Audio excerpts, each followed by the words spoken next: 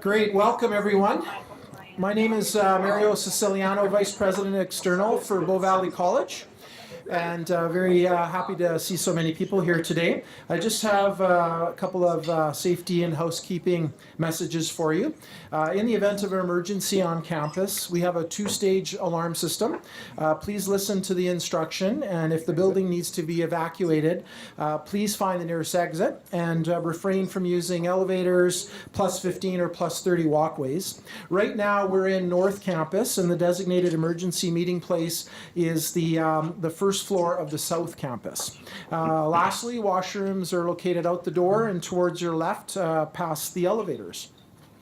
Thank you again for attending this event today in transforming Alberta's economy. We're really pleased to be able to host the event as Bow Valley College, and really pleased and want to thank our sponsor who's sponsoring this event, which is LinkedIn.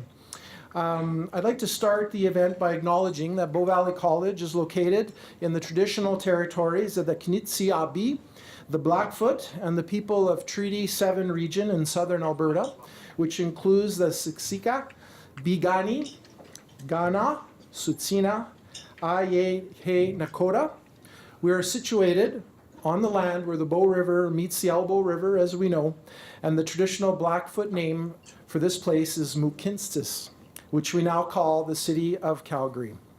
The City of Calgary is also home to Métis Nation of Alberta, Region 3.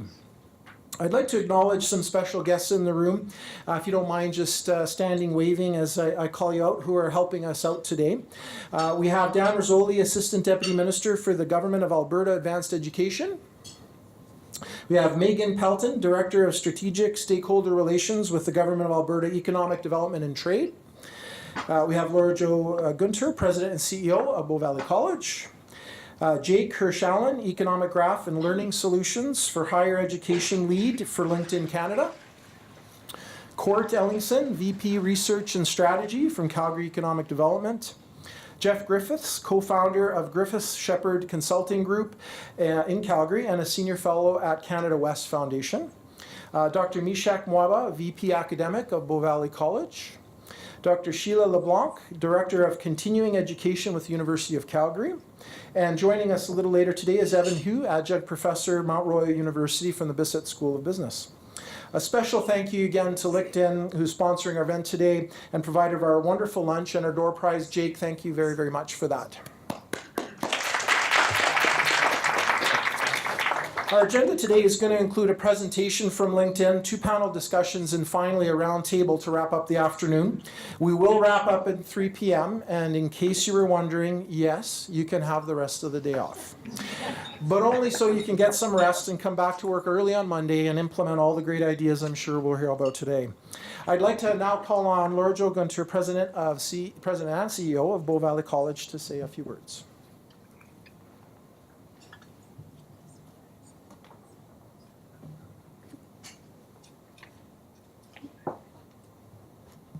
Hi, I'm just going to keep this short, but I just wanted to welcome you to Bow Valley College. And Bow Valley is very excited to be hosting this event today. It was interesting because we've actually been calling this a pop-up event because we were talking to LinkedIn and decided to do something a mere couple of weeks ago. And we were hoping maybe we'd get 20 people to come and have an intimate discussion, and it just exploded. So all I have to say is that Calgary, you are really interested in talking about this, and I'm really glad because a number of us in the room, particularly those of us from post-secondary, are also really interested in talking about this and about how we can better meet your needs.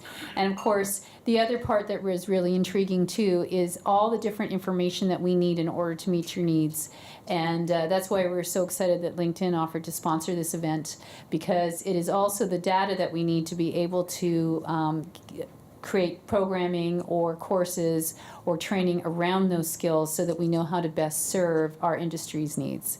So enjoy the day. We're going to be pulling the information together, and then we'll get it out to you in some innovative forms. We were talking about doing a blog or something fairly innovative around posting it, so that we'll get that information out to you so that everything that we collect today we'll pull together in some sort of document for you.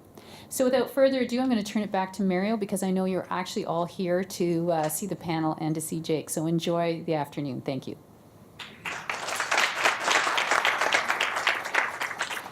Thanks, Laura Jo. And I just want to mention we are videotaping this, but we don't need to broadcast it. So we want to have a real frank and deep discussion. And so depending on where the conversation goes, all you need to do is just say, Mario, just make sure I wasn't on camera, and we'll delete it. The important part is the conversation in the room today. So I'd now like to welcome Jake Hirsch-Allen from LinkedIn to come forward and provide his presentation on economic graph data. Jake? There you are.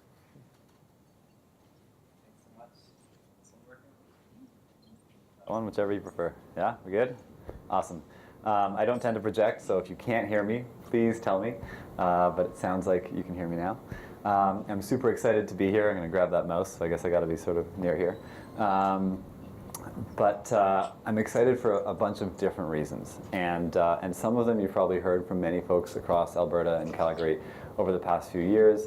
Alberta is an experiment right now in a transformation that the entire world is undertaking, a transformation that LinkedIn is very caught up in, and a transformation that I am actually excited about as opposed to scared of. As we move towards a skills-focused economy, as technology changes things, so that, for instance, we get to spend more time on creative endeavors, and we get to spend time on those creative endeavors later in our lives.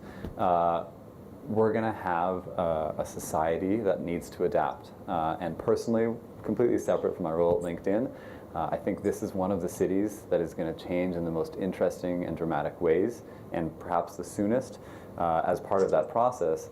And I'd love to be here to learn from you all, to grow with you all, and to build something together. What exactly that is, I don't know, but I'm going to talk a little bit about what we know right now once I find my mouse. About closing skills gaps across Canada with a little bit of an emphasis on Calgary itself. And when I talk about what we know about closing skills gaps, there's a few folks in this room who've already heard the general pitch about what we call our economic graph, which is to say how LinkedIn maps the economy. And so apologies to those of you who've heard it before, but I think for the rest of the room, to give you context, LinkedIn's obviously got a lot of data, and we use it extremely carefully, but we're increasingly using it to work with governments, to work with schools, and of course to work with the private sector on how to adapt to those changes that I was just referring to. So 550 million members worldwide, lots of companies, lots of jobs. You can see that these all interrelate, right? The skills are posted on the job. Somebody's actually paying often to post them, so they're relatively valid there, even if perhaps on your profile what you say you have in terms of skills is different than what an employer might attest to or what a school might think that they have bestowed on you. And we can start triangulating or validating across each of these different initiatives and these different skill sets, or these different, I should say, data sets. So for instance, 50,000 skills, each of those is not just validated based on the data that I was talking about and the data here in Calgary, which I'll get to in a minute, but it's also validated based on government data. So for instance, we've ingested the Federal Job Bank. We've worked with the Job Bank so that all of their jobs are on our platform, and we also push back the skills that we would associate with the NOC codes and with each of those jobs. And as a result of that information sharing, we're able to validate some of our findings about labor market information, or what we would call the economic graph. In the US at this point, in 40 states, over half of the traffic going to job banks comes from LinkedIn. So that means we are in many ways driving people to the jobs that governments are posting, but we're also, again, learning from them about how the labor market works. We have initiatives that I'll explain again in more depth in a second in Utah and in Phoenix, Arizona, on how to help workforce development organizations get people employed faster, leveraging different aspects of our platform and our software and our content. So if you put all of that together, it creates this 3D map of the economy, which we call the economic graph. And I thought to, after using that as an introduction for what types of data we're going to be talking about today, take a step back and really briefly tell you one or two things about myself without meaning to be self-centered, just to give you context on where I come from to this conversation, because I am not your stereotypical LinkedIn salesperson. I'm frequently made fun of or called out for not being your stereotypical LinkedIn salesperson. And I think this slide demonstrates in part why. So for instance, in the top left, I started my career working at the International Criminal Tribunal for the former Yugoslavia, and then worked in Cambodia at a tribunal. So defending war criminals, again, isn't what your average LinkedIn employee's done, but it gave me actually a really interesting context on changing economies and changing societies. And it was through my work first in public international law, was at the Supreme Court of Israel, working in global health, access to medicines, that I began to sort of formulate a picture of how at a macro scale, at the scale of societies or economies, you can adapt countries and people in order to, say, prevent some of the worst things that were happening, but also advance some of the best things. Access to medicines has arguably resulted in the greatest advancement in human society in terms of our standards of living in history, and the fastest too. It's happened really, really fast. So when you take that model and then apply it, for instance, to education or skills development, I think there's some interesting lessons to learn. One thing that's not pictured up here is something called the Global Education Platform. Because of my work founding Lighthouse Labs and working with a variety of post-secondaries on their online education initiatives, I was asked by Gordon Brown, former UK Prime Minister and now UN Special Envoy for Education, to see if we could apply some of this health impact thinking, some of this access to medicine thinking, to online education. And it was really, honestly, hard making that leap. It's a completely different system. There's things like intellectual property and market monopolies that are really the challenge in health that are not the challenge in education, which is instead got focused on much more sort of human challenges to this advancement or evolution. And yet there were some things that were really helpful in making that leap. So for instance, one of the conclusions we came to was the bases, the social bases for development, so the social determinants for education as an example instead of for health, are amongst the most important thing for the least advantaged people around the world to access education. Point being, that was the background that I came to a role at LinkedIn, my current role at LinkedIn, where I'm working with colleges and universities on online learning on something called lynda.com, which is becoming LinkedIn Learning, and where I'm working with governments on our labor market information, or what we call the economic graph. And so if you take that and apply it to Canada in specific in my current role, this is the deck that I put together when we presented to the 130 CEOs of the Business Council of Canada. Those are the top CEOs in Canada, so they make up about 35% of our economy. And they came down to LinkedIn's offices in Sunnyvale, and Satya, the head of Microsoft, Satya Nadella, Jeff Weiner, the head of LinkedIn, presented to them on how we think they can most adeptly, most efficiently advance Canada's economy and, of course, their own companies. And the answer is identical to what I'm suggesting to you all is what's necessary for Calgary, which is to say, closing skills gaps. There is a mismatch in terms of what people have as far as their experiences and resources and skills, and what the economy needs.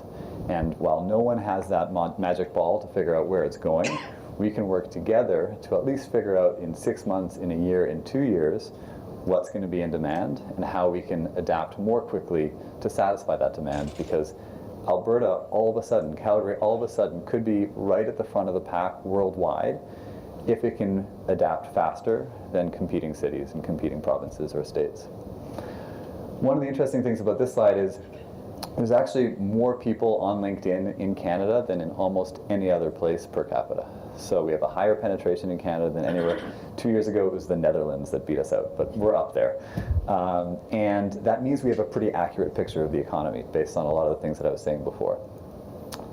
And so when we presented to the Business Council of Canada, it was on these 4 ways to close the skills gap. I'm not going to go into all of them in as much depth because I don't think they're all as relevant to this community.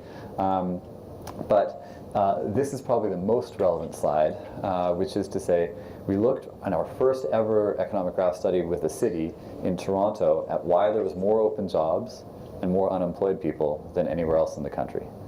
Anyone know what the answer is? Education, yep. Even more specifically? a skills gap, a mismatch, right? The jobs on people's profiles weren't, the skills on people's profiles weren't the skills on the jobs that were being listed. And some of that's communication, some of that's reality. People just didn't have the right skills. And so part of what we started to do with the city was work to close that. And before we even got to coming up with a plan, we showed a slide with what skills were most in demand for people early in their careers in technology. So if you were just starting your career and you wanted to get a job in tech, what did you need? And when we said tech here, we actually just meant somebody who was going to use tech skills. The most tech skills in Toronto are actually in professional services and in finance, not in tech. So this was the answer.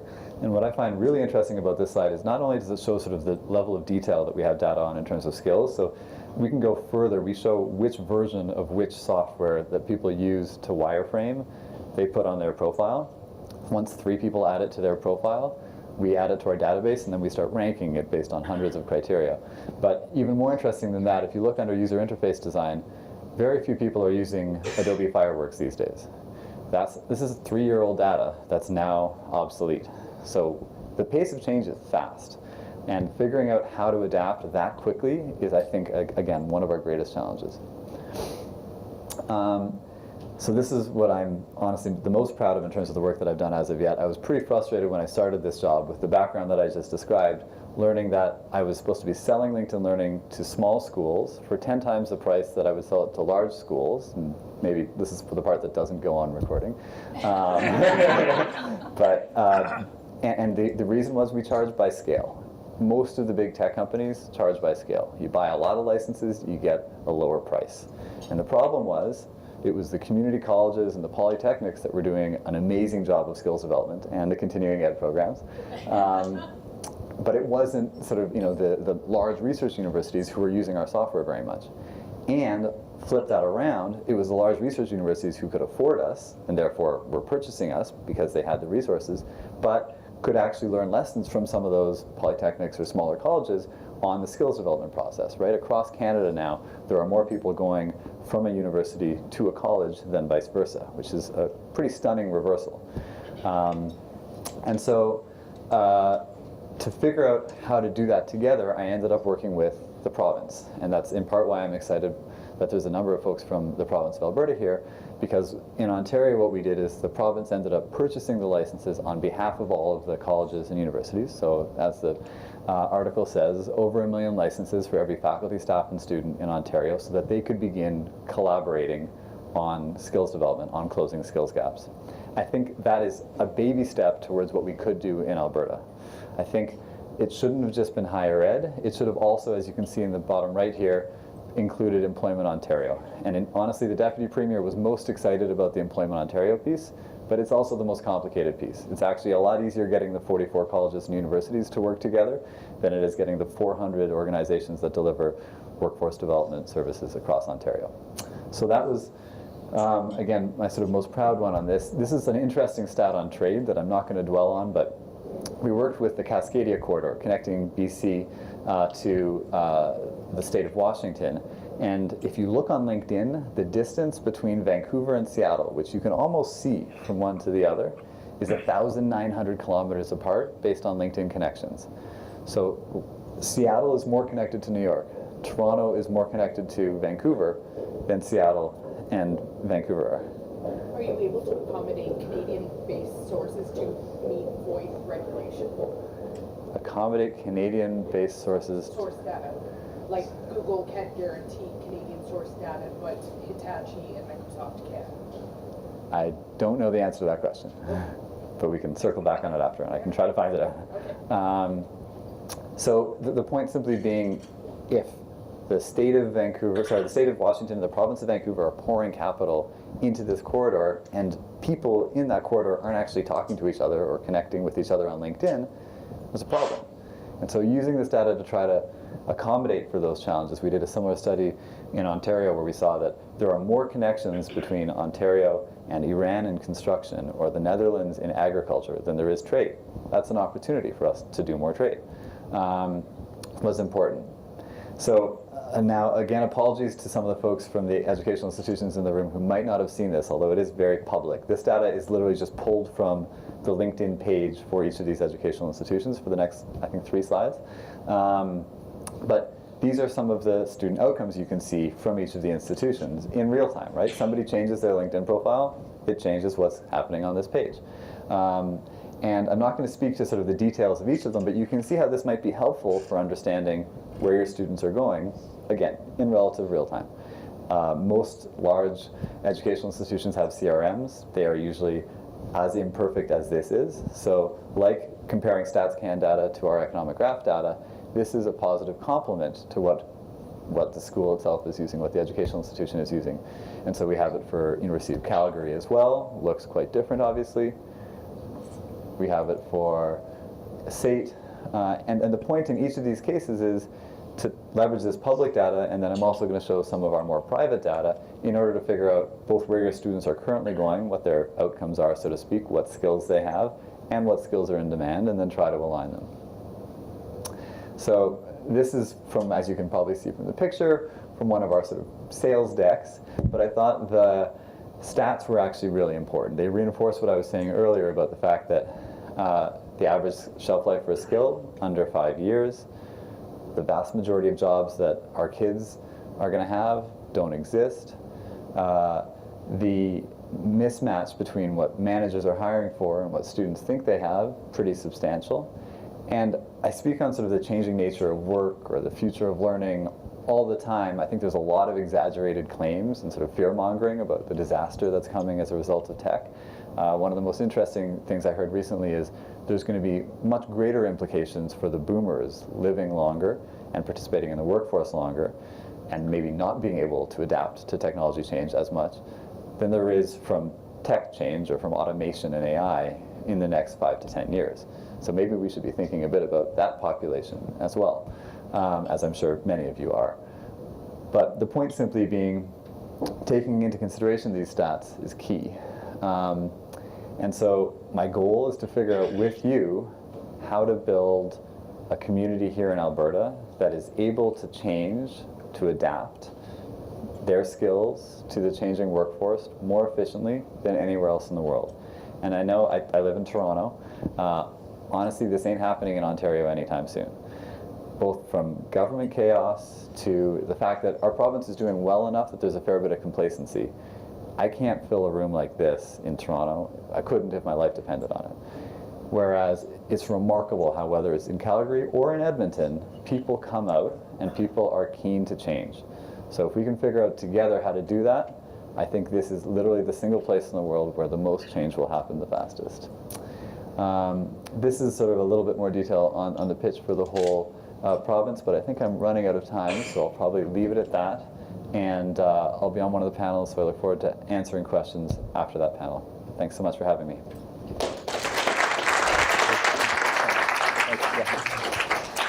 Great, thanks very much, Jake. That was very interesting. And yeah, we're going to move right to our first panel. So to join Jake, if we can have Dr. Meshach Moaba from Bow Valley College come forward, Dr. Sheila LeBlanc from University of Calgary, and Jeff Griffiths from Canada West Foundation, and we'll start off with our first panel. Sir, anywhere in particular? No, anywhere you like, I think is good. Okay. Great, thank you. So our first question is for Jake and Jeff, if we can start with you both. So Jake, if you want to start off, which trends and data findings need to be part of the discussion on Calgary's preparedness for economic diversification, disruption, and innovation? So I think there's a lot of obvious ones. Maybe I'll try to contribute to non-obvious ones, and maybe two that LinkedIn can't help with, which is to say those social determinants of education, of skills development, of economic development. So looking at, for instance, mental health as a major challenge, both for students and for the boomers and for basically everybody else in terms of contributing to the workforce, or looking at social cohesion, figuring out how post-secondaries can work really closely with the private sector, or more closely with the private sector and nonprofits, and then actually the data to measure that is really hard. But when you get it right, I think there are some examples. I think Ryerson and SFU and others have really built that community engagement model into their approach to education and then begun early stages to measure it. That will help substantially. Great, good. That's great. Jeff, again, what trends, data findings need to be part of the discussion on Calgary's preparedness for economic diversification, disruption, and innovation? Yeah, I think one of the issues that we're running into, the work we're doing with Canada West and some of the work we're doing in the private sector, is just the lack of understanding or deep understanding of what the skill sets actually are, what the skill sets may become in terms of emerging technologies and the change in the economy. It's really hard. I mean, we talked to the post-secondaries, and it's very difficult to design programming boot camps or anything else if you don't know what you're designing for. And we don't have really good information. There are ways, I think, that we could get it through some administrative changes at the way the federal government collects information and make that available. As an example, someone had suggested to me once, what if every T4 slip had a NOT code on it? And then we would know what all the NOT codes were being, like where they were and what they were actually being paid. And get an understanding then of, at least at that high level, what, where things are going or where things even are. There's really no good way right now, short of one-on-one drilling into people's skill sets in order to understand that. And I guess the other piece is that as we see the lines between what used to be discrete occupations blurring, what skills apply in one field apply all over the place, only we have no good way of understanding what that is. And that's some of the work that we're doing right now, is to try and determine where those linkages are and the threads that connect all of these different occupations and industries together. I think maybe to jump in there, one of the interesting things about the research that I think has become relatively widespread on skills development is that the foundational skills are all universal and are the most important, right? So hands down, everyone says critical thinking, networking, team building. Those are the key skills in any profession, no matter how technical or non-technical it is. And then you can add to that. So that's sort of an easy answer. In terms of those technical skills, not jumping on bandwagons, but rather thinking a little bit deeper about sort of, okay, it's not Bitcoin and a craze that's really important. It's blockchain and really sort of P2P thinking and how to understand networks that is more fundamental and that can be taught. Or, in machine learning, things are going to evolve so that we no longer have software developers being the most in demand, nor do we have data scientists being the most in demand. It's going to be like data cleaners, which is a profession that nobody's training anybody for. And so thinking a little further ahead and a little bit more fundamentally, and not just about the sexy topics, I think is also helpful. Yeah, the biggest thing we're finding, I don't want to steal everybody's thunder, but it's the ability to adapt, change, and learn is becoming the critical skill set. And we don't have a culture of lifelong learning or a whole lot in the way of support for it. And as a boomer, who's going to probably be working until I'm 95,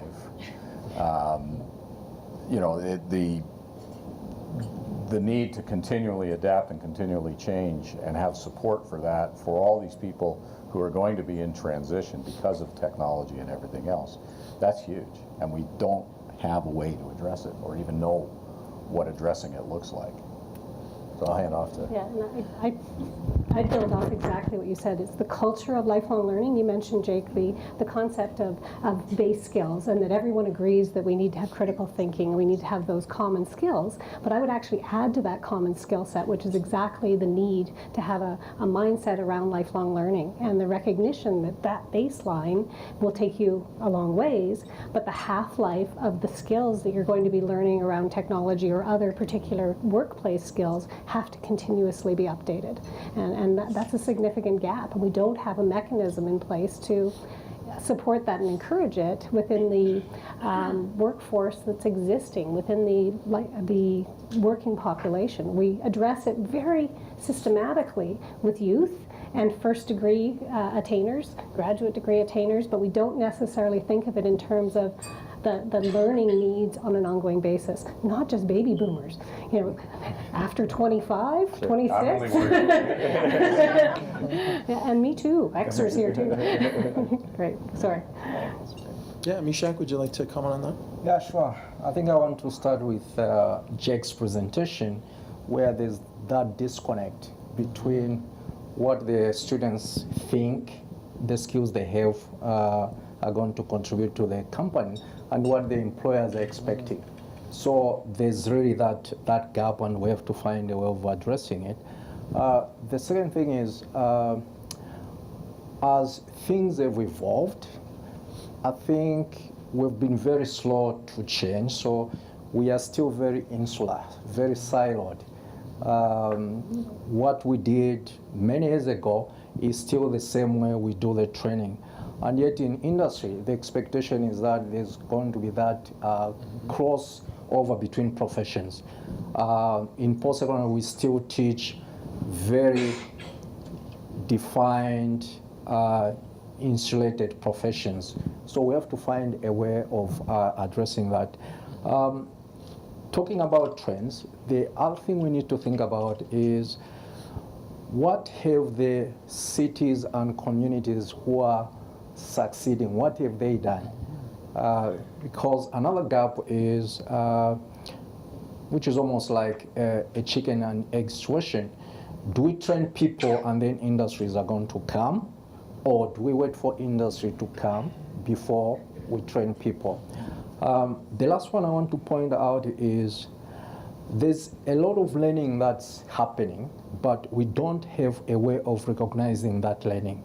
So how do we give the confidence to the people that you can start thinking about how you can transfer the skills?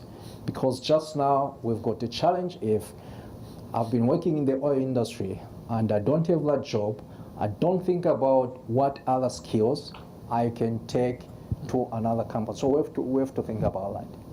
Good, thank you. Our second question, so maybe Sheila, we'll start with you. Okay. If that's okay. Can I weigh in just a Yeah, bit yeah, more on please this? weigh in. Because there's a couple of Do you want us to things. turn the cameras off? Or? Oh, good, okay, we're still good. No, Good. I'm really thinking of just building upon some of these comments, that one of the things we as higher education or post-secondary really need to improve at is the time that we turn around learning opportunities. We are constrained in certain ways as it relates to those that are credit or ministry funded, supported education. It takes time to do that. It really does. And to have an accredited program. And I do want to, share a little bit about what I think is an important trend that's emerging as it relates to workforce development and micro-credentials and options associated with disaggregated degrees as the trends we're certainly seeing in the US, and it's been existing within parts of the Canadian learning world as well. So we're starting to see pieces, sort of the unit of learning. We used to call a unit of learning so a course, and then you take so many courses and you get a certificate or a diploma or a degree or a graduate degree. But what are those modular pieces of learning that we can pull out and say, well, it's a skill or it's a competency? And how do we then say, well, you already have this much, how do we build and match between what the workforce needs are and what skills need to be added onto this person's package of knowledge, and actually trying to find new and creative ways for us to track that. So things like badging, things like small credential pieces that can be stacked and laddered, and how do we do that? The trends around that, the technology around that, the matching of that to what's needed in the workforce is the place where I believe we need to step up and try and do it faster and try and do it with segments that actually allow us to match what workforce needs are in whichever economy we're sitting in. And there's great pieces of trends around data that tell us right now we're not doing it as well or as fast or as efficiently, and validating it in a way that's meaningful. So some really great and neat stuff happening on that front from a trends perspective. And the data to inform it is becoming available in a much more significant way, starting with places like LinkedIn. But there's been data like this, data aggregators providing workforce data in the US in a variety of places, and informing post-secondary and as well as industry collaboration for quite a few years. We've lots of opportunity to improve. And the data is there to do it right now. It's at the cusp of us being able to make a transition in a big way. All of the innovations, I think, are happening in continuous ed, because you're not as I'm a really Con Ed here constrained. person, so I didn't really want to toot the horn too hard. Well, the reality is that continuous education doesn't have the kinds of constraints that the credit system has. So we're seeing a lot of push towards more innovation, shorter programs, more stackable stuff, and more very industry-focused stuff. And it's going to happen on the content side. Innovation always happens on the edges before it becomes mainstream. Right. But I think that's the value is that we've got in Canada, a pretty damn good post-secondary education system. And we're not using it well enough to actually address specific skills gaps Absolutely. quick enough. I would argue that we have an opportunity to look at laddering and pathways and stackability between continuing education, non-credit, and credit programming in a meaningful way too, to build, to use things better. But again, data informed by what skills are needed, what industry needs, what that local regional economic development plan needs in order to do it well and make it be useful. Yeah, and figuring out how the government can fund, and this is not easy for the government, let alone for the institutions that then have to interpret those funding offers, so to speak, how to fund everything from the 2-hour-long continuing ed seminar kind of thing, or online seminar, workplace learning piece, right, Yeah. to the 5-year-long PhD, and from the work integrated learning piece where it's nowhere near a classroom to the online learning piece is going to be really hard. But eventually, that's the means of delivery and the means of sort of reception of skills are going to be extremely diverse, or are going to need to be in order to adapt as fast. So once you have all of those spectrums, both measured and funded and delivered efficiently, that's, I think, when the machine is working at that full capacity. That's a vision that's hard to imagine, I think, even right now, but could probably be done in a few years. Great. Yeah, I was just going to say, we'll turn it over to the audience. Well, the city of Calgary announced a $105 million grant for innovation development a month and a half ago. They haven't earmarked it, as far as I'm aware, for anything yet, so that grant is available still. In addition, I'm working with Hitachi and Microsoft to build the technology you're talking about, where their algorithms rating the emotion of social media. So someone posts on Facebook and they take keywords from that post and dump it into a database and try to emote what the public feels about Trump, for example. And no one's very happy about Trump, so it's a good baseline. And maybe if you could. But at the same time, I'm working on that technology right now with Hitachi and Microsoft, so it's available. There are ABAPers developing it now. It's just a matter of funding and development. And so I'm developing it. It's the funding part that I'm having trouble with. Of course, yeah. I mean, money is always a challenge. Figuring out, though, I think people working together can often actually be more powerful than a lot of money, because quite frequently you have a lot of money coming in and people not working together and nothing happens. So we have the people working together here in Calgary now, and I think this conversation is about giving folks a sense of direction, and then hopefully resources will follow. I wanted to apologize, and I'm going to give the AV guys in particular a conniption, but perhaps the Bow Valley folk as well. I realized that in that presentation, the actual custom Calgary data wasn't there, and so in between this and the next one, I'm going to give them a USB key and show you We'll guys put it a up few on the more screen. slides. Sure. Because for We all were those gonna folks put it who on came the looking for spot, but we something that you noticed. couldn't find on LinkedIn, you didn't see anything, which I only realized once I sat back down here, so apologies. I will pull those up and you will see those shortly. You called it secret data, so we knew it was coming out sooner or later. Another question from the audience? Yes, please. So just a couple of points that I would like to make, coming outside of being in Canada now for about 12 years. From the outside, and having come here as an entrepreneur and having a very similar non-linear path, starting as a criminal lawyer, a tax lawyer, now I'm in the software industry in Canada and Calgary, which I never planned. I don't think, I think the one thing is that, we need to teach the young kids to learn and to get skills. I don't think we can spend a lot of time on planning for the future in that way. I think it's very non-linear. The second thing is, speaking of Carol here, the big thing for me is learning is a cultural thing.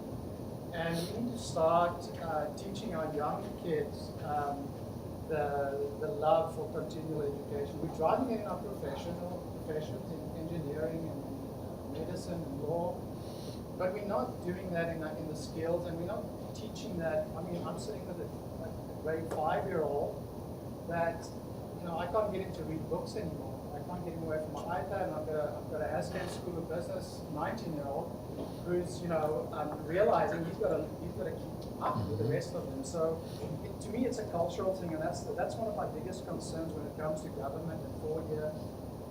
It's a cultural thing. The second thing is, the second point that I want to make is that I'm a big user of LinkedIn. I love LinkedIn. I'm not the best at it. I'm not a power user. I'm not a premium member. but I use it, and I think that the big thing that we could probably use LinkedIn more for, and I wish I was the guy that thought about LinkedIn, but I think is the entrepreneurial side of things. How do we draw and build the entrepreneurial side? Like one gentleman there mentioned, they've got developers. I got software developers. They're fantastic, but they don't have problems to solve. And that's what we need to find. We need to reinvent ourselves, and for that we need to really drive entrepreneurial thinking. And I think like Calgary is doing it now, and what we've seen in Boulder, Colorado, the smaller towns, it's a very ripe place to do that. And I would like to see how LinkedIn kind of helps that, not just the educational component, but the networking of the ecosystem, the VCs, the angel investors, the banks, bringing all that together to empower in a much more systematic manner that it's being done right now. I think the skills, I think that the skills and the knowledge and the resources are there. I would like to see how we can aggregate that data to make it more accessible. I think that's the problem. It's not as accessible. This is my last point is, I've been looking at Udemy, I've been looking at lynda.com, I've been looking at all of these, and having built a company and successfully exited it, I've learned that people don't want 10,000 courses anymore. People at Haskell, they don't go and say, hey, you know what, come to Haskell School of Business, here's 300 courses, come and fill your boots. It doesn't work that way. Neither does Bow Valley College do that. So how do we do that so that we can actually drive progression and learning in a more systematical way where people are feeling they're getting something, versus saying, hey, here's 10,000 courses, fill your boots, and it's like, you know what, I'm just going to take 0. Well, thank you. Why don't we have our post-secondary folks answer, Mishek, and then Sheila? Okay, let me start with that. So my first comment is about the inability to read or lack of interest in reading books. I think we have to recognize that as technology has evolved, people have found a different way of learning. Mobile devices are everywhere. So in the post-secondary, I think one of the things we have to do is how do we leverage that? How do we use that as a learning mechanism?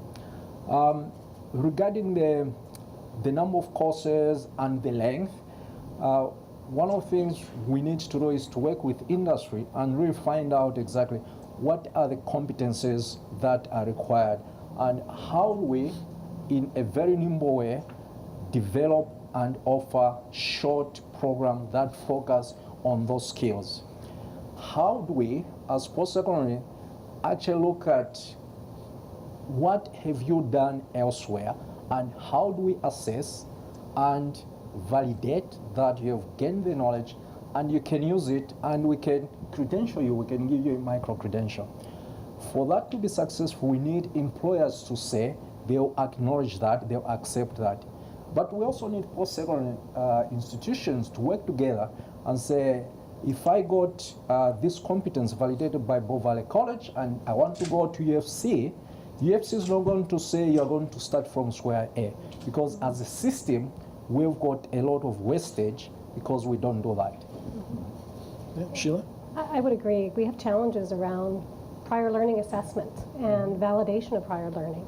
But to the point of the guest, we were talking about how do we actually look at the 20,000 courses. Well, that's just lynda.com or LinkedIn Learning.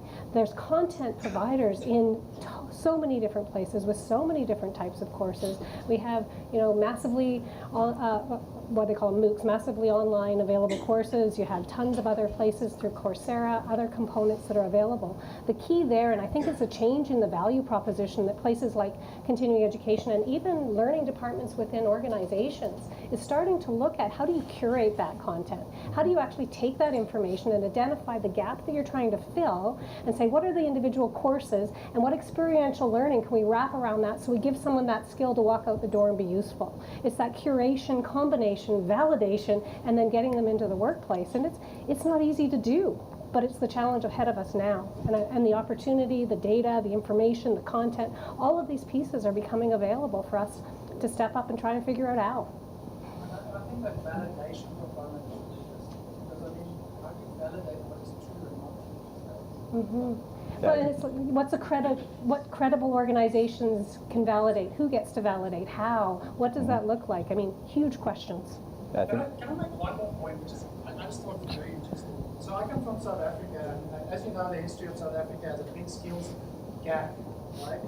And I was fortunate enough to be there when they implemented something called the Skills Levy Act. I don't know if anyone's aware of the Skills Levy Act and the Skills Gap Act.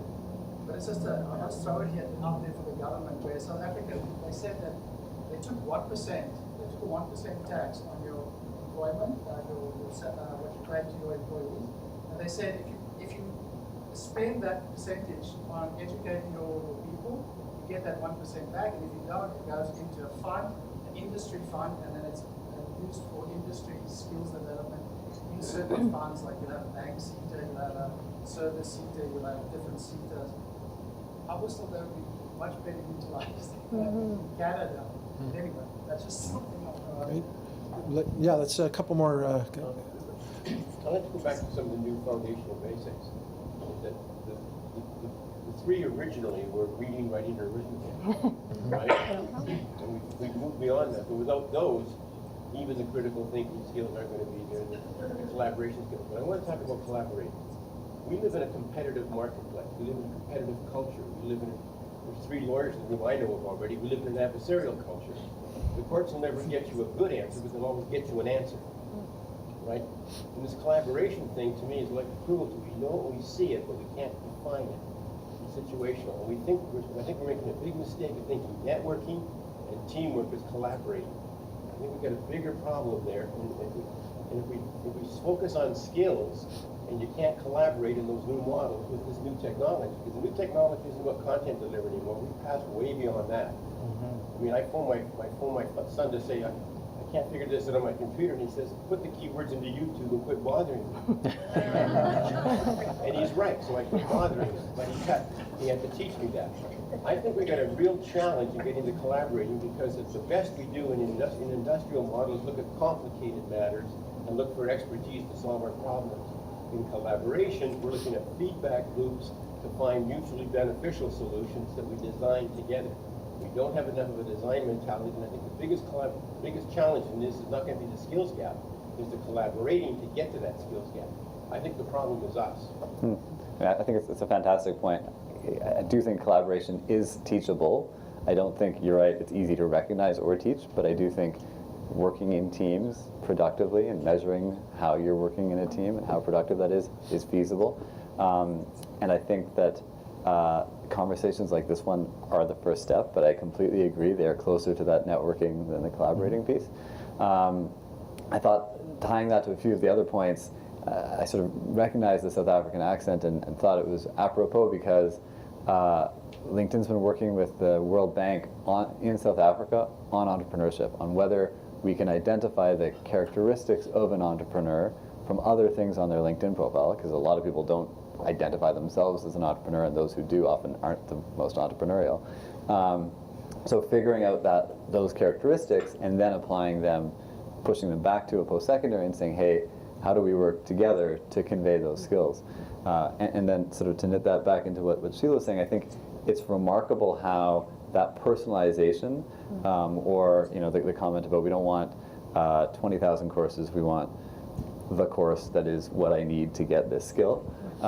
That it's going to be tech curated by post-secondaries that is in part delivering that, with work integrated learning coming from the private, public sector as the application of those skills. But you're never going to be able to have an algorithm tell you what to learn. If you are, you're probably going to be learning the wrong thing. Rather, that algorithm is going to have a human input, and post-secondaries right now, as far as I can tell, are the cream of the crop in terms of those inputs. They're just not necessarily agile enough they're not in a machine that's delivering. Or even informed exactly where we should be directing. And Precisely. we need the data to do that. Yeah. Precisely. I want to respond to the idea of collaboration and the importance of that as a transferable skill. Collaboration is contextual. So it depends on the environment within which you need to collaborate and how those skills translate into different contextual environments in different workplaces. That's why things like case study and workplace learning and experiential learning in terms of what kind of environment you want to be in become so relevant, because you have to understand the culture within which you're going to be placed. Because it doesn't mean if you're working at one particular type of industry versus another, you're going to be successful in a collaboration way if you don't think with that contextual lens. Great, thanks, Mishak. And then Jeff, you'll close this off. So indeed, I think as human beings, we are inherently competitive. So it's about finding what's the bigger goal that will draw us towards that. So for instance, I think this meeting, we are all concerned about how do we address the skills gap in Calgary, and that has brought us together. So it's about finding out what's the bigger goal that we should work towards. And I think that's something even in the case studies we have to emphasize. Great. Jeff, do you want to close it off? Yeah. Oops. Turn me down. I just to wrap it up, I think started talking about the role of the post-secondaries and how that's going to shift. And I mean, I see a role in the future where the brick and mortar institutions will have a service provider relationship with an individual, and you'll see your college once a year the same way you see your doctor. And they'll do an analysis, figure out where you're at, decide where you want to go, help you design a learning plan and a pathway to get there, and then curate the content to take you to your next exam or your next, the next stage in your career, rather than batch processing people at the beginning of their career and then say, hey, you're on your own. I think the learning paradigm is going to change towards continuous, lifelong recycling, and the role of the institutions is going to be assessment and design of learning, as opposed to creation of learning and ownership of learning. I think the whole thing is going to shift. That's going to be a big adjustment. Great, thank you.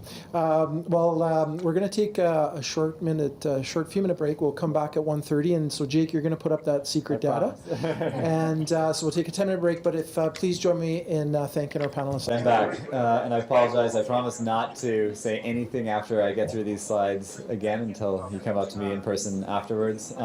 If you do want to get in touch, feel free to throw me on LinkedIn, Jake Hirsch-Allen. I'm really easy to find, obviously. But in the meantime, I wanted to really quickly go through these as examples, not as authoritative. In part, I want to go through them now because I can't distribute them all because they are examples, not authoritative. Which is to say, when I pulled these, I pushed a button to get the data. There's one or two that are actually validated by our data science team. I'll describe those. There's 4 that are not. So again, they're not sort of for public dissemination. Feel free to take a picture, but keep it on your computer. Don't post it online. And the reason for that really is that we have to combine and compare what we are pulling from a limited, like every other data set, to others in order to make sure that it's accurate. And to make sure that, for instance, when we pulled data on Ottawa and a significant number of federal government civil servants weren't on LinkedIn, and our team was like, oh, tech is by far the biggest industry in Ottawa. And I was like, I don't think that's the case. I just think we're missing some people. But I knew that because I'd lived in Ottawa, and the guys in Sunnyvale didn't know that. So again, we have to validate everything that's up here. These are the stats for Calgary. Those actually are extremely high. So relative to the average city around the world, you are probably in the top 2%. That means that we do have a pretty accurate picture of Calgary. On the other hand, you're not a huge city. You're not Shanghai. So there are limits also to what we can make public in order to ensure that we're not revealing anything that's personally identifiable. Somebody suggested, I think Laura Jo suggested that she was surprised I hadn't gotten a question on the GDPR, and I think one of the things we're proud of is not having had any major privacy issues because we are extraordinarily careful with this data. So again, please don't share it. But thankfully, nothing I'm showing you is personally identifiable. Instead, you're seeing, I found sort of the ones with logos on this slide are the obvious candidates. If you can see the little text at the bottom, can people in the back see it? If not, I can read it. Yay, nay? Yeah, okay. This is the long tail that's probably more interesting, and if we were to, for instance, do 20 or 40 of the top hiring companies and then compare them, so I have this for last quarter and the quarter before that and 8 quarters ago, and see the change, that delta is often even more interesting than like who are the top 5 companies in Alberta, which I'm sure the government of Alberta knows better than LinkedIn does. But figuring out how Husky has changed in the past 3 quarters, I think might be really interesting, and we have that as well. I just wanted to highlight the types of information that we have.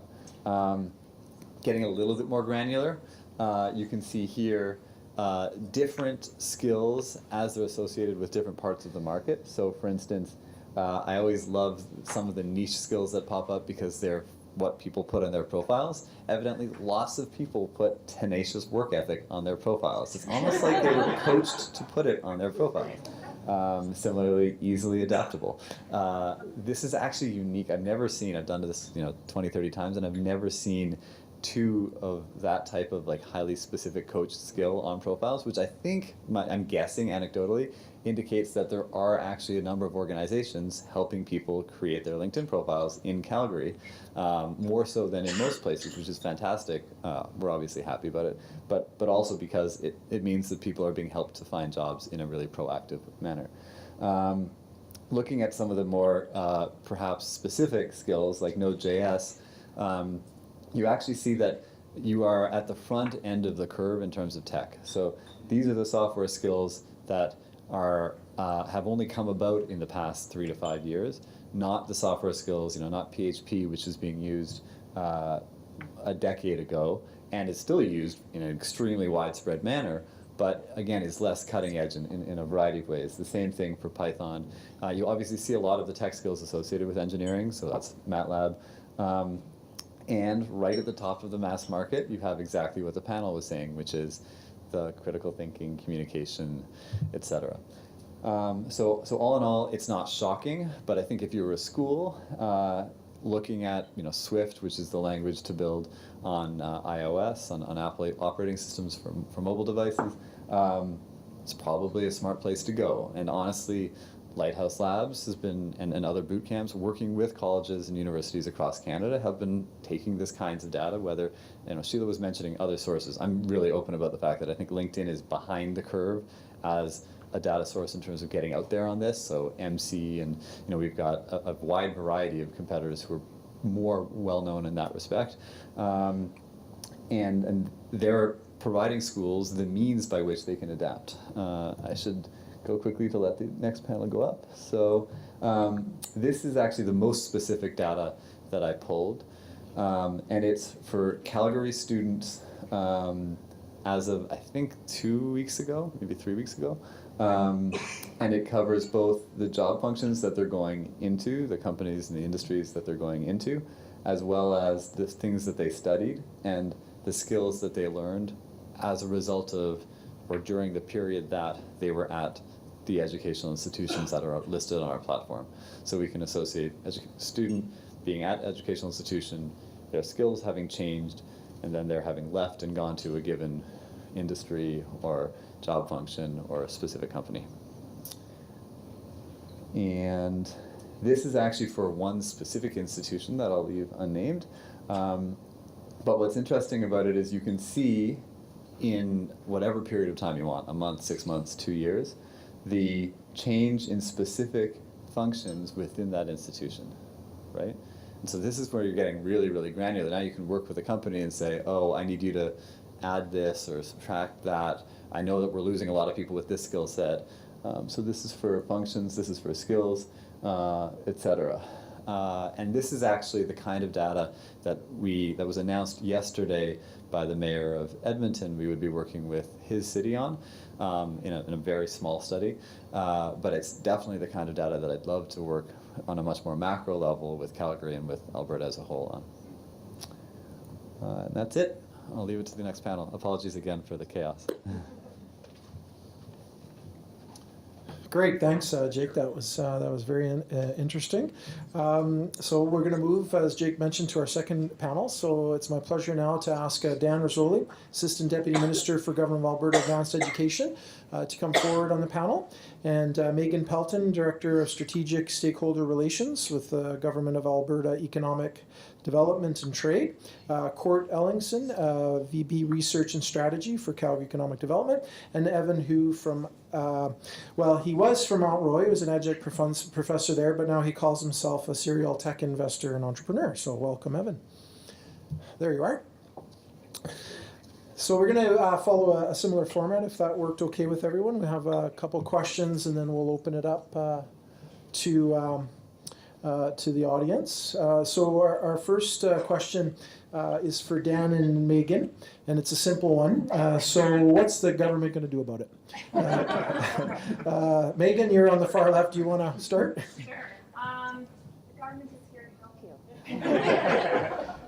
So I work for the Ministry of Economic Development and Trade, so maybe I'll just talk a little bit about what our ministry is doing, mostly on the diversification of the economy side. And then Dan works on advanced education, so he can tell you a little bit more about what they're doing.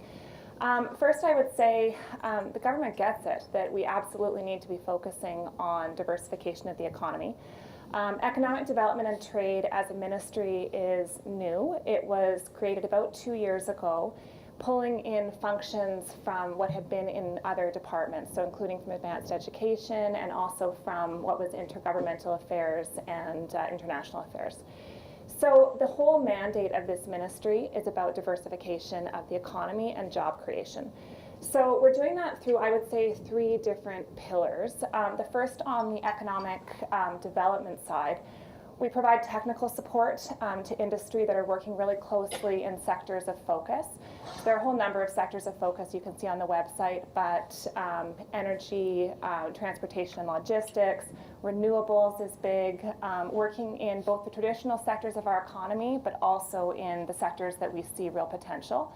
Under economic development, there's also the regional development piece, so trying to help the regions to develop and having programming through that to help on these sort of homegrown solutions for new job creation, diversification of the economy.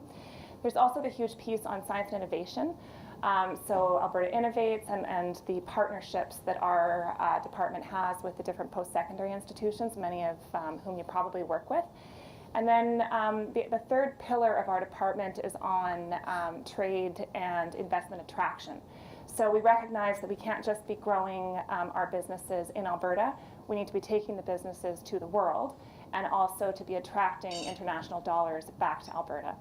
So there are a number of programs that have been recently introduced, tax credit programs, programs to help companies to be exporting abroad, matching programs. We also have programs like the Community and Regional Economic Support Program to help the regions to be able to work on economic diversification and new projects in their communities.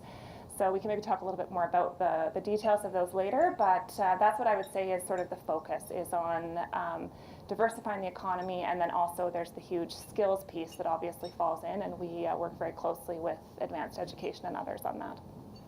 Great, thanks, Megan. Dan, do you want to speak on behalf of Advanced Ed? Sure.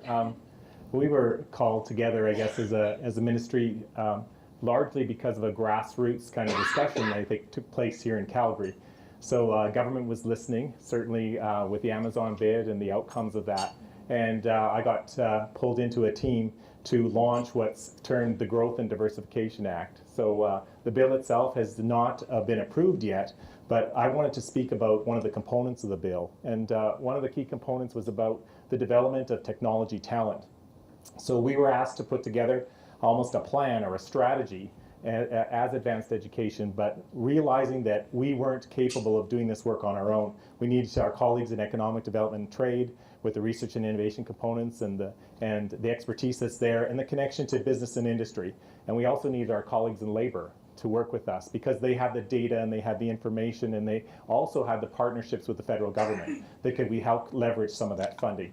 So I was asked to pull these three ministries together and pick the brightest and best talent I could steal away from them to work on an initiative around the technology talent, addressing it. So a component of what you would have read in the newspapers was around the 3,000, was it 3,000 seats? So yes, 3,000 tech seats over 5 years. And the investment of $50 million by government over the 5-year period in those seats, but also in scholarships. So about $7 million dedicated to scholarships of that $50 million. So we were asked in year one to come out with about 200 seats for this September.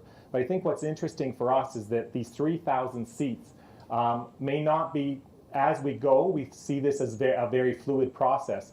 I think that the seats are not what we typically think of seats when we talk about post-secondary and the investment. Are we buying those existing programs that exist now? Well, if you listen around this room, a lot of change has to happen. A lot of, I think we need to be extremely innovative around the skill sets. We also need to pay attention to the short-term reskilling needs. And I think that came across so profoundly in the first panel. So we've stood up several different pillars of this program. One of them is the delivery of those 3,000 seats over the course of 5 years, realizing that this is an evolutionary process.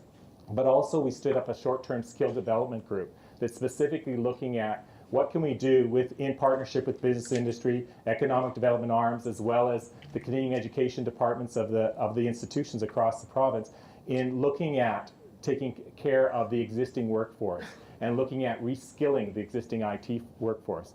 We often read about in the US, the approach is to lay people off and then hire the freshly skilled graduates. In Europe, the approach is to develop the people you have because they're your asset, and that's where you look at investments in them. And I think it's a very Canadian way. I think a Canadian approach would be about this reinvestment, right, in our existing workforce. So what are we doing? Is that ecosystem here? Is it as well developed as we'd like to see it? It's probably not, but through the work in this Tech Talent Initiative, we're going to continue to look at that.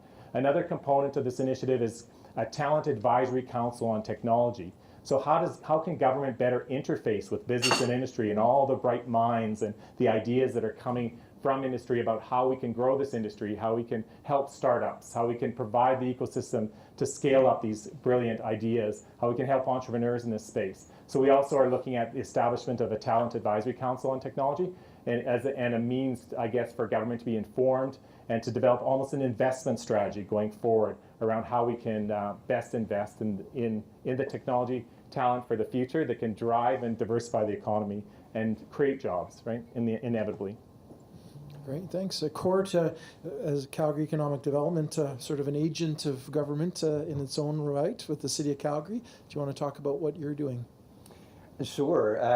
We're about to release a refresh of the economic strategy for Calgary, so I can talk about that a little bit. And it's really closely aligned with what we've been talking about here today. The economic strategy for Calgary doesn't specifically speak to sectors in the way of diversifying the economy. It talks about the enablers to economic development. And talent is one of those enablers to economic development. So we, in the strategy, talk about talent, innovation, place, and business-friendly environment. And I think that when we talk about talent in that economic strategy, much of what you've heard today that we understand that we need to be nimble, we need to be adaptable, we need to work with the assets and the systems that we have. We need to be short-term in reskilling the people that are on the ground working today or seeking employment. But then we also need to start looking into the pipeline of the people who are entering the post-secondaries, the people who are in the secondary system, and looking further down the pipeline and looking at those, kind of the what has been talked a little bit about already today of, what teaching the skills of lifelong learning, and for children today and students today to understand that a degree and a diploma is not a one and done and that builds your career, but that you have to look at it as lifelong learning, and you have to take some things under your own responsibility, and look at work placements as ways to build experience as you're going through school, and understand, are those things that you really love to do, and is that something that you really want to pursue? And knowing that, and that our system then needs to be flexible to apply, shorter term building blocks so that people don't have to look to investing 4, 6, 7 years of their education, of their life to prepare for a career. So that's definitely something that's in the economic strategy about talent. We also talk a lot about innovation, and I think we've talked about that today too, of how are we doing a better job of connecting research and ideas to enterprise. Talking about entrepreneurial skills and entrepreneurial skills to grow those areas of the economy. So really it's like I said, it's not about focusing on sectors, it's about enabling people and businesses to do new things in new ways. Place, of course, we haven't talked about here today, but if we're not the city that people want to live in, then this isn't going to happen. And business-friendly environment, again, if we're not a city that's perceived as being friendly and open and welcoming to business, then business is going to go elsewhere. As we know, we're in, people talk a lot about how we're competing globally for what we're trying to do. People can go anywhere they want. Businesses can go anywhere they want. And we have to be cognizant of that, and we just simply need to be the best place for those people to be and for those businesses to be. So, and I'm heartened by the fact that, Jake has acknowledged that, Calgary and Alberta have the opportunity. We feel a little bit beaten up right now, but we have the opportunity to be on the cutting edge. So we have the opportunity to be leading and not feel like we're behind. Great. Evan, you're not working for a government agency. You're on the front line, the leading edge. So why don't you say what you want to say? So maybe I'll recast my story. So, so I was going, why am I here? I was just until 2 weeks ago the interim CEO at Calgary Technologies Inc. So it was a nonprofit up at the University of Calgary, and our mission was to help create innovation-driven enterprises. So we just reorganized, and Terry Rock is our new CEO. Terry wasn't available, but I'm here as the interim CEO and board chair. I do have a little bit of a different arc than everyone here. I started off as an engineer back in the 80s in oil and gas, in the oil and gas industry. And I switched to software in the 90s, and I built 3 successive companies. And I think sitting here, I just realized I should add in, I probably hired over 3,000 people in my companies over that time.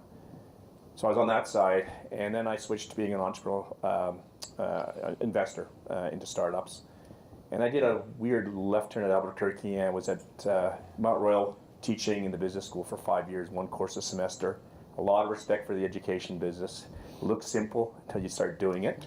But I'm also here now representing the community in a lot of ways, and I struggle with our situation. I'm excited about the 3,000 positions, but frankly, it's not enough. I mean, I can put this in perspective. If it's $50 million over 5 years or whatever it is, 1 single overpass that we build is worth that much. Okay?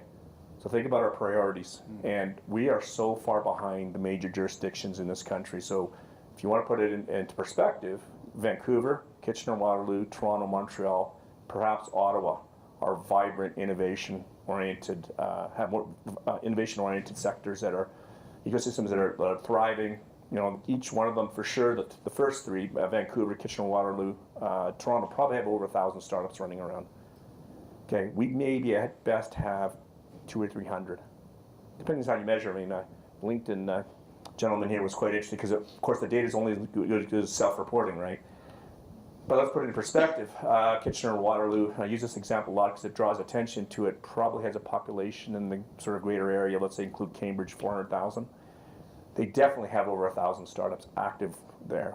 You know, if we have, let's say 300, it's charitable of the same category, given our sort of size, we should have 3,000. We don't have anywhere near 3,000. So, as you know, as Court says, labor, investment, startups can go anywhere. I think this is the part of the future that we have to embrace.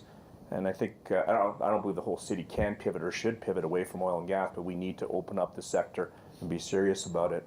So that requires a serious commitment, which I haven't seen at any level, to be blunt, at the level I believe is necessary, right, as an industry individual, right? So, and there's a chicken and egg problem. I recognize there's a lot of issues here because we just don't need to pump up the grads, because the grads will just get scooped up by Google and Amazon, who, you know, they were just here recently at the IEEE. The IEEE was here.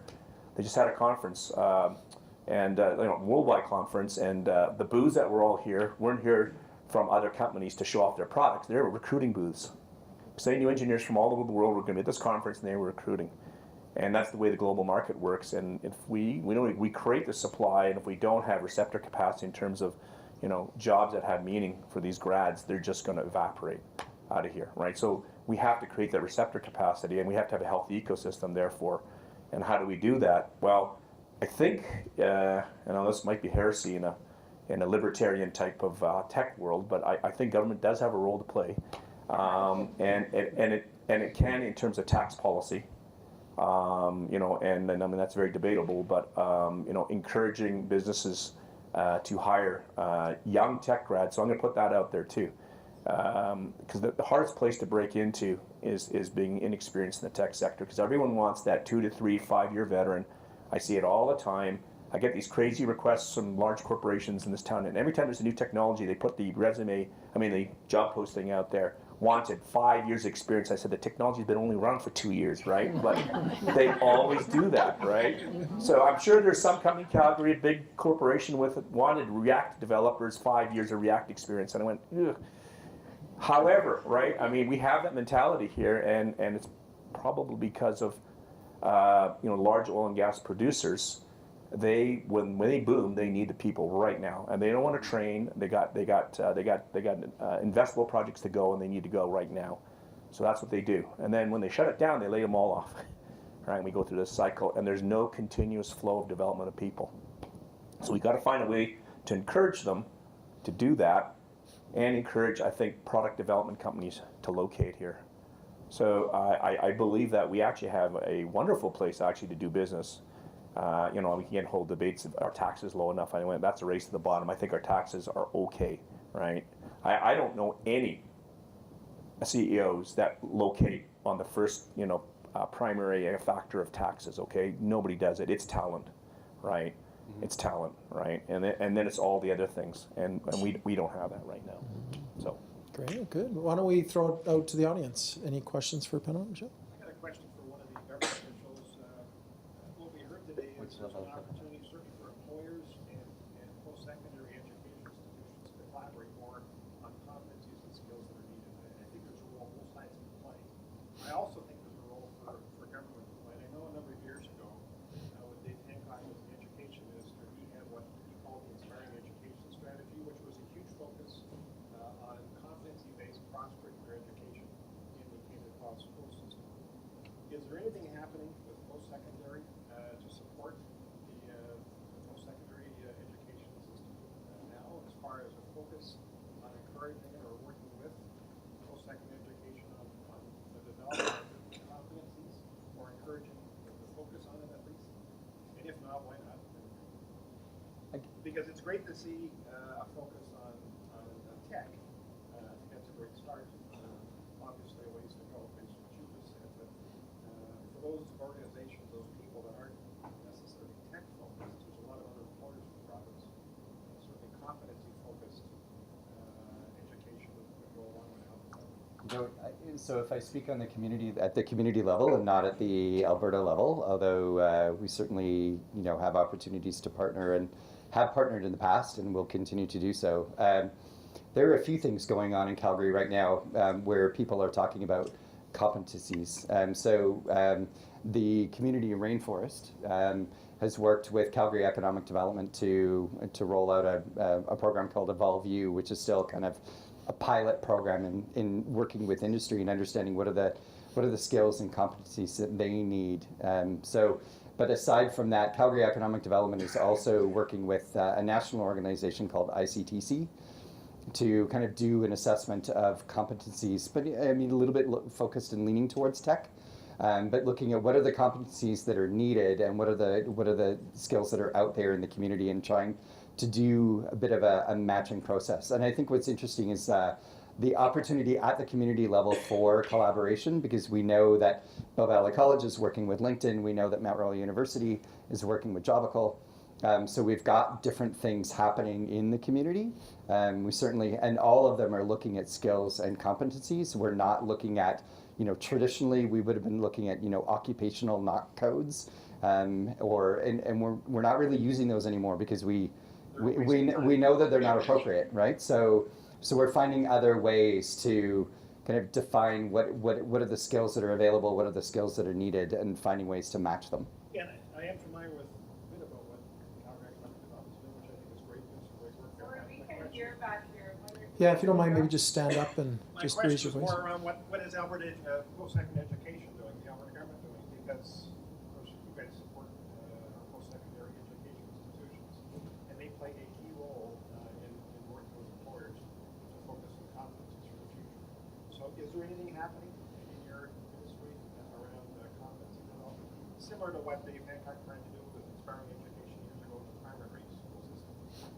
I'd say a great deal of our focus between the business plans of the K-12 sector and of advanced education is really focused on high school completion rates and then transitioning into post-secondary. And those are two measures that drive a lot of our activity.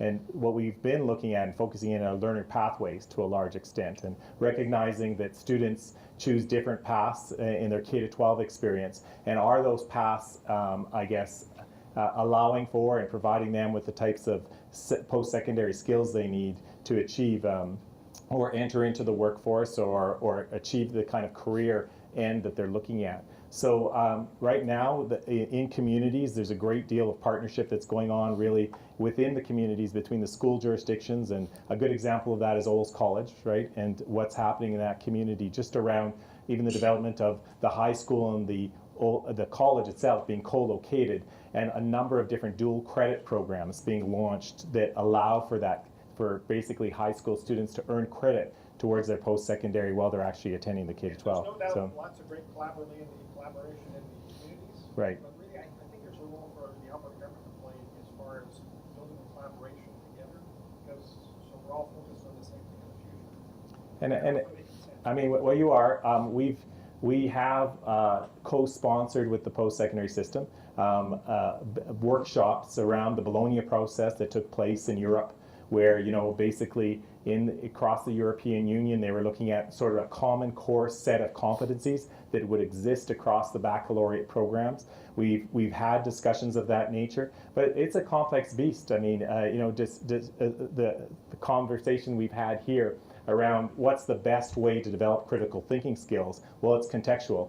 It depends on the nature of that job, on the culture in terms of that workplace. So I just repeat what my colleague here is saying. I think the direction needs to be more work-integrated learning, and we really need to look at the transition in the post-secondary programs of including those more components of job placement, co-op education, and even some of the apprenticeship models. With our apprenticeship system, we look at 80% of the time is spent out in the workplace, 20% is spent out in the classroom, and in the classroom. And are there models for the development of technology skills that emulate that, so that the learning is basically applied, right? And it's through processes that, and different models of developing this skill set. So I think we have to be open to that kind of changes in terms of how we address this. But the idea that the Alberta government would dictate a core set of skills across a complex post-secondary system like ours,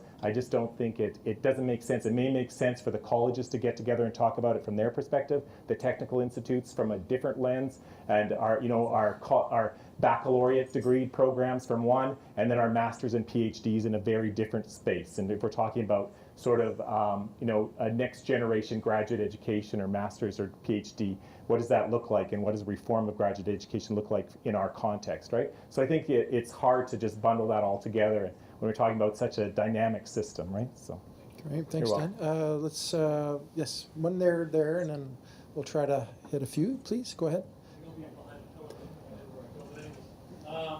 So a lot of our conversations have focused on what the government can do from a regulatory environment or from a policy perspective. We've also talked about what post-secondary institutions are doing in terms of continuing education, et cetera. I'm wondering, based on the makeup of the panel, because we have government representation and some from the tech sector, what is the role of industry that you see in actually trying to close the skills gap in particular? When we talk about what's going to happen with the gig economy, where people are going to be changing careers quite often, a lot of closing the skills gap requires a longer-term investment in your people. And we're seeing in different industries that that's not happening. A lot of employees are not being put in a position where they can expand outside of the role that they were hired for and get training in a number of different sectors or a number of different departments where they may be able to thrive. And maybe the incentive's not there because they may be leaving in 2 years, and we're going to be having that transition. But if industry doesn't play a role in actually investing in the skill development and these kinds of things, part of that innovation ecosystem that the gentleman talked about is going to fall apart as well. So what do you see specifically the role of industry in fostering a closing of this skills gap as we move forward specific to Calgary? Great. Megan, you want to try to tackle that one? Yeah, I mean, I can tackle it a little bit from the economic development and trade angle. I would say part of the reason that we have the economic development division in our department is that we want to have specialists that are within the government in these various sectors that are working directly with their industry counterparts. So I would say that part of it is really just about that collaboration, trying to get a finger on the pulse of what is happening in these industries, what kind of programs can the government help with, how can we help build capacity, where are the gaps. So certainly I would say that that's what's happening sort of from our department. It's more on the economic development side as opposed to the actual sort of skills and advanced education side. But absolutely, I mean, we see industry as, you know, the leading, we see ourselves as trying to support the industry as opposed to the other way around. And that's definitely how our department is modeled, and all of the programs and all of the policies through our department are all based on the idea of building up Alberta's strengths. So we're looking to industry to help lead that or to lead that, and we're trying to play a support role coming from behind. Great. Dan, do you want to tackle that question as well? What's your perspective on industry's role? Sure. I've been with I've been in post-secondary education for 30 years and had the chance to work in Dubai for 3 years, and with the vision of sort of what Dubai could be after oil and gas. And I would say they were very successful. And I was part of that visioning of, you know, financial services sector to the world, to the Middle East playground, you know, talking about, attracting the kind of investment that they were looking for to build almost a New York City in the middle of the desert, right? I think what you see is that industry needs to value in a lot of ways and step up to the plate in terms of investment in the people and the talent. And it's a matter of, I think, looking at those partnerships, and it's a change of culture. And you know, we often compare when we travel to Europe, and you basically talk about the German system and look at different European systems. It's very different in terms of the engagement of industry and education in terms of the development of talent. And there are some models there that we should look at emulating or modeling. And I think the tech sector is a perfect place to try this out, because we're really dealing with a unique set of circumstances and a unique challenge. And technology is what's going to drive economic diversification in every one of our core sectors. So it's a platform. And if we can get it right across this skill set, I think we can really see some profound results in terms of economic diversification and investment attraction going forward. So the role of business and industry is to get involved and to really be communicating what those skill gaps are, but also become a trainer, become a developer of people, and be offering those kinds of opportunities for the graduates. And if the graduates don't have the skill sets, then communicate that back to the post-secondary institutions and organize meetings and have discussions like this one, right? I think this is so critical and valuable. So. Great, thanks, Dan. Court, do you want to touch Well, I on would that just too? say that, yeah, I would reiterate, I think that industry has an important role, both as a receptor of, as Evan was saying, that, you know, there are opportunities to be, you know, permitting kids in secondary schools and post-secondary schools to be doing workplaces and working in industry. I think industry needs to lead that. And I think also there's, you know, you can talk about the investment of money into people, but I think an important thing too is the culture of the workplace. Does the workplace promote lifelong learning? Does it encourage lifelong learning? And I think that's also something that can only be led by industry. Evan, so you're representing all industry here, no pressure. So what should you be doing, Evan? Sure. You're the only one that's actually worked in industry. Yeah. Well, you know, I think it's a noble expectation to hope that people will step up, but I would say, you know, maybe 20% of our business leaders are visionary and community oriented, and the rest are just profit driven. Then they do their job, right? So they won't do it unless there's a financial incentive, right? And we see it here right in town. There's a few big employers here that are very big supporters of internships and co-op work placements. Talk to anybody that's in the co-op work placement side in educational institutions, and they'll tell you which companies are ones that are proactive and the ones that just the door gets slammed on them all the time. So we got to find ways to incent them, I think, financially until they build a culture. And I think you touched on some interesting things. Because I know that if you went through a co-op program, I went to U of A and did co-op engineering. I understand how it works, and I understand that, you know, co-op students don't exactly give you a lot of value early on. But the ones that learn from it as industry leaders realize I'm actually interviewing them over 4 months, 8 months, and I'm, you know, basically grooming them into a role, and I can pick the best of the litter, and that's kind of a pay to play, right? It's like if you play poker, you got to ante up to see your first cards. This is an ante, right? Yeah.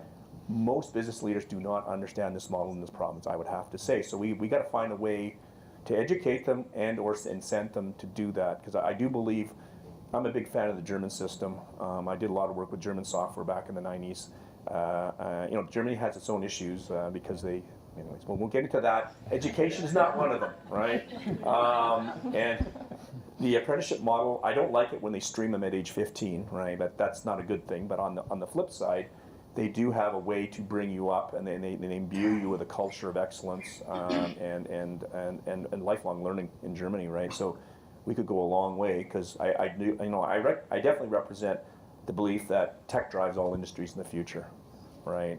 I don't expect everyone here to be a developer, but to have, you know, some level of technical literacy, understand the concepts, be lifelong learners, and have those resilience and entrepreneurial skills to keep on pivoting as things change in this world, right? So we have to, you know, get that in there, and I think co-op helps that, because I definitely have hired, you know, from every university over the years, and I definitely seen the kids that went through 4-year programs without co-op were like starting 2 years behind. Literally, they had really not great job experiences. So Sorry, I'm just sorry. gonna. I We got a removed big this lineup, yeah. so yes, Yeah. at the back.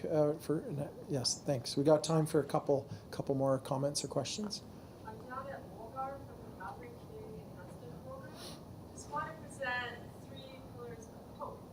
So the ATV Entrepreneurial Center on 17th Avenue provides all kinds of training for up-and-coming business people.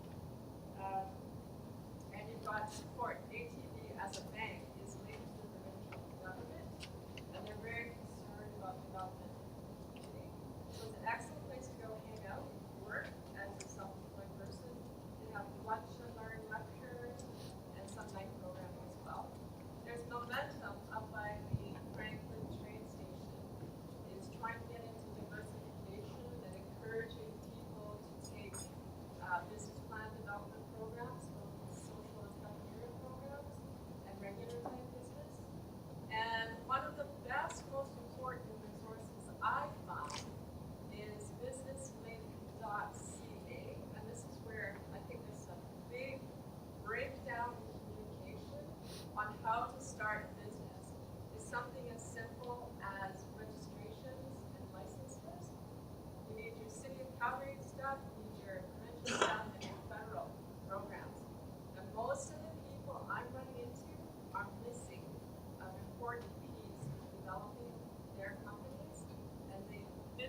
calgary.ca is the only place I've seen a comprehensive document on how to start a business. Great, thank you for sharing those resources. Yes, we'll try to hit everybody we can. Go ahead. I think that I was very pleased to hear two things from you. One is that the whole idea of creating skills is a cultural thing.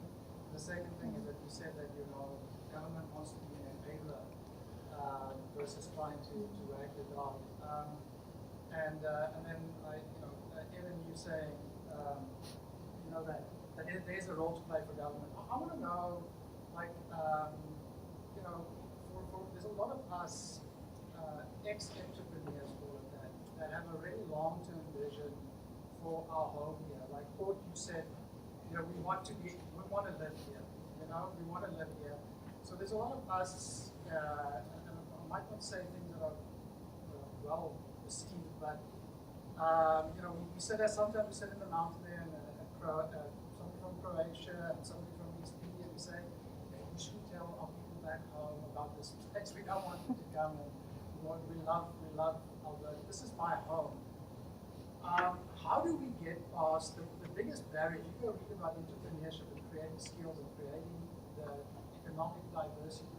One of the biggest barriers is government's short-term view on building economic diversity, which is usually around 4 years. How do we? How can you convince us that there's a longer-term vision? I mean, I can tell you, Evan's not been in this game for 4 years now. How long have you been here for different roles in many, us entrepreneurs? More than 25. 10 to 20. You have 10 to 20 year views of building something for our children. And if you look at economic diversity, 2/3 of new jobs are created by companies under the age of 5 years to 10 years old. Read everything about Kaufman, read all the research out there. There is no 4-year strategy, and we all know that culture doesn't change in 3 years, if we're lucky in 4 years. And startups, a startup doesn't get out of its startup phase between 3 and 5 years. How can we align government helping us to do this and the way that we view business in the long run? Megan, do you wanna chime in on that one? And then what we're gonna do, just because I can sense there's a lot of great thoughts and questions, is if you don't mind, Megan, trying to answer that question, and then we'll break at table discussion. So we'll give you more of an opportunity to share thoughts and ideas with each other. But Megan, what's your thoughts on just how can government help in terms of a long-term perspective? Well, I think part of it is about partnership. I mean, governments do change, and our political leadership changes, but we're creating very strong partnerships with the post-secondaries, with industry that will stay, and the public service that that we represent is that is stable, right? So although the political vision sometimes changes, the public service is we're fortunate in our country that our public service is a professional public service that stays longer term.